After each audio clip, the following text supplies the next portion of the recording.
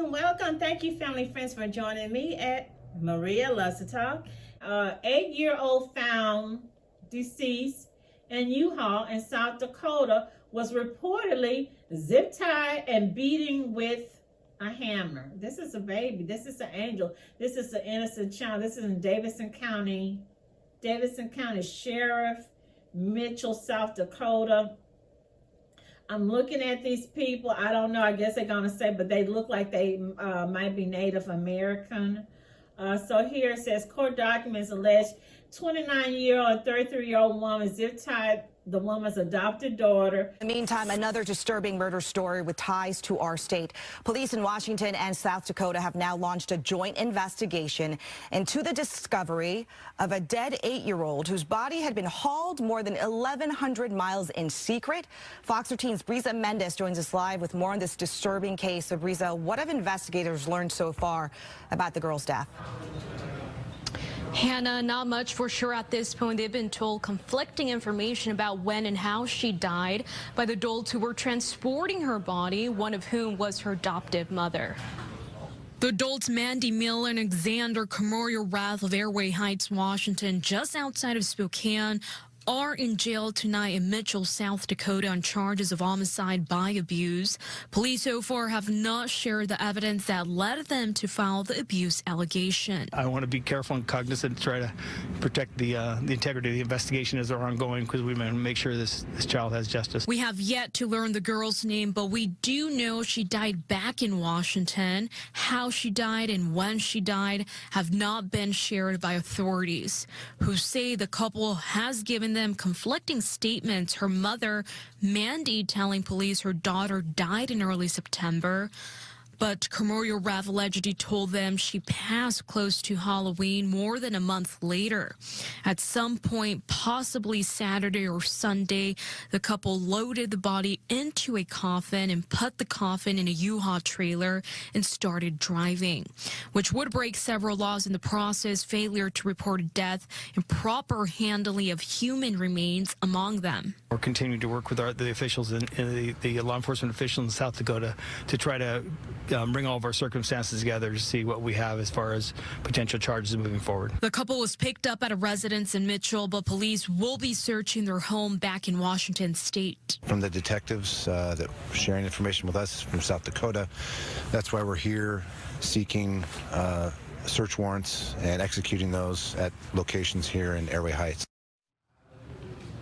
So why would they not report this death sooner? According to investigators, the couple said they didn't seek medical help to spend more time with their daughter. Doctors Miller and Camorio reportedly tried burying the girl, Miller, on the Rosebud Indian Reservation without any paperwork documenting her death. A funeral director reportedly called Mitchell police, who then contacted Airway Heights police. The court document says a detective working the case got in contact with a man named Daniel Herrera, who had previously dated Mandie Miller and considered himself to be Miller's father. Miller allegedly called him November 16th and said Miller passed away. Miller reportedly told Herrera the girl had chest pains and she took her to the doctor, but they sent her home. According to the affidavit, Miller allegedly gave Miller a bath when they got home from the doctor, but then she began vomiting pink vomit and passed out. Miller said Miller choked on a strawberry milkshake. Miller and Camorio reportedly called 911, but it took an hour for the ambulance to arrive. She reportedly performed CPR on Miller, but she died. That sounds strange. The doctor who performed the autopsy said Miller looked like she had been dead for 3 weeks, not 3 months. But if it was in a cool air-conditioned room, it is possible she had been dead for 3 months.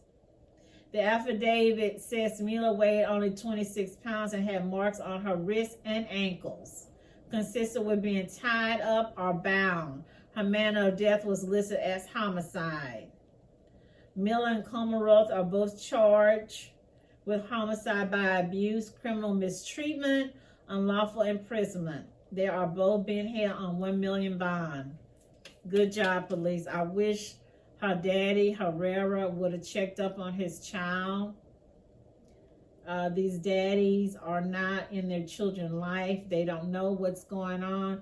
They just assume, or I guess think that, oh, they're with the mom, so they're all right. Everything's okay, long as she's not asking me for any money. That's sad. Prayers go out to this little baby Mila. Moving on to our next one. Louisiana man sentenced for targeting gay men on dating apps to dismember them. He was stabbed in June. Staying strong. I'm not going to let this incident get to me. Finding hope after a brutal attack, a Lafayette man is sharing his story of survival. Tonight, Holden White, he was stabbed in June, and tonight he says he was targeted because he's gay. The FBI is investigating, and for Holden White, there is no question this was a hate crime. We want to warn you, the details in this story are disturbing. Kendria LaFleur has the interview. You'll see only on 3. It wasn't just one swipe. Like, it was him, like, literally sawing into my wrist. And I was, like, you know, crying and screaming in pain. The scars will always be a painful reminder for Holden White of when he was attacked. He met the suspect, Chance Seneca, on the dating app Grindr. This part that I remember is, like, I reached over to grab my something out of my bag, and that's when I felt a cord wrap around my throat, and he started pulling me backwards. He strangled me for like a very, I can't tell you how long it happened, but felt like a very long time, and he did it to the point as to where every single blood vessel in my face ruptured. White says he blacked out twice and woke up in a bathtub. There was just blood all over my chest and stuff. And he was just kind of sitting there just watching me. And I was like, okay, well, this is it. Like, my final words to myself was just stay calm. Like, just like in my mind, I just kept repeating to myself, just stay calm, just stay calm, just stay calm. And then slowly I just passed out. White woke up in a hospital with severe injury. So I've been told that Chance called the police, and he said like, hey, I just tried to murder somebody.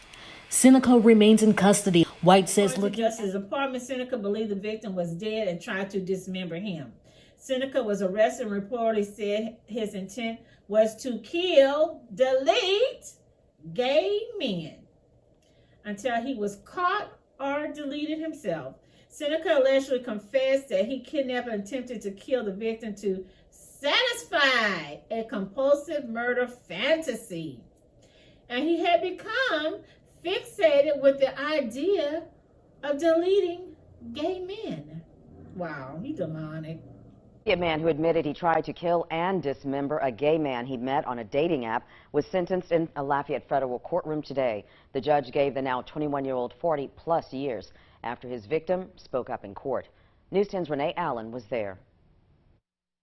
According to the Department of Justice, Chance Seneca was given 45 years. After time served, the judge stated that 509 months of imprisonment, or 42 years with 5 years supervised probation. The victim, Holden White, sat in the Lafayette federal courtroom as testimony recanted a day he will never forget.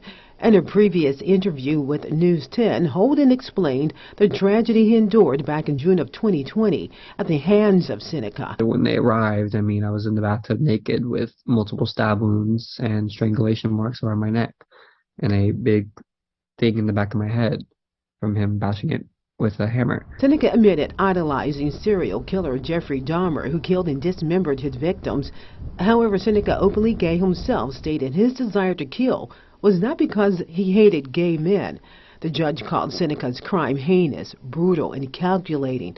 Holden, in his statement to the court and Seneca, he asked that the man who tried to kill him and preserve parts of his body serve the remainder of his life in prison. It's okay to be upset. It's okay to feel like you've been knocked down, but you must get back up, because if you stay knocked down, you'll never get back up. Also, Seneca spoke in court. He apologized for his actions, and he asked for it. I don't know what's in the water, or maybe he had too many crawfish, maybe he had too much boudin, maybe his mama gave him too many, I don't know, maybe he drank too much community coffee. I don't know. The Justice Department said Seneca acknowledged that this fascination led him to spend months designing a murder kidnapping scheme that mirrored the murders of gay men committed by notorious serial killer Jeffrey Dahmer. That's why they need to start showing stuff like that. That Dahmer, that Bundy, that Gacy. Because you got little weak-minded people that have black-eyed peas, pinto beans for brains, and they get ideas. Seneca had allegedly kidnapped 2 other men. One of Seneca's victims, an 18-year-old man identified as Holden White, was found in a bathtub with strangulation marks on his neck and his wrist slit to the bone. Due to the attack, White was in a coma for 3 days and remained hospitalized for a month. An affidavit reportedly said Seneca called the police after the incident as a self-described effort to put into a mental institution. Seneca was initially indicted on hate crime, kidnapping, firearm, and obstruction charges. On January 25th, the Justice Department announced that Seneca was sentenced to 45 years in federal prison.